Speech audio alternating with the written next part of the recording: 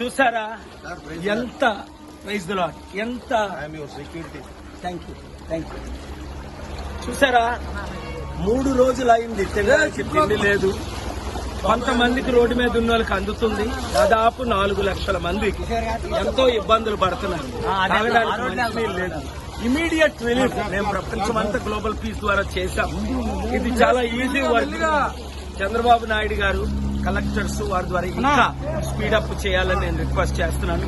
అంతకంటే ముఖ్యం ఏంటంటే ఈ ప్రాణాలను కాపాడడానికి ఇలాంటి ఇంత ముందు జరగకుండా ఏ విధంగా హైడ్రా ద్వారా ఈ ఇల్లీగల్ కన్స్ట్రక్షన్స్ అన్ని కొట్టేస్తే కొత్త చట్టం తీసుకొచ్చి ఆంధ్రప్రదేశ్ లో కూడా అప్పుడు ఇలాగ వాటర్ ఉండదు. ఎందుకంటే చిన్న చిన్న కాలువల ద్వారా పెద్ద కాలువల ద్వారా సముద్రానికి నీరు వెళ్ళిపోయే ప్రపంచం చేస్తుండే.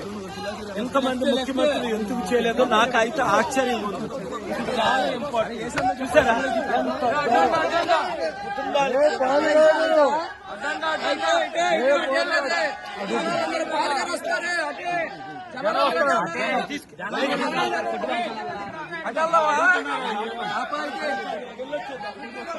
ఆత్మహత్యాలు చూడాలంట.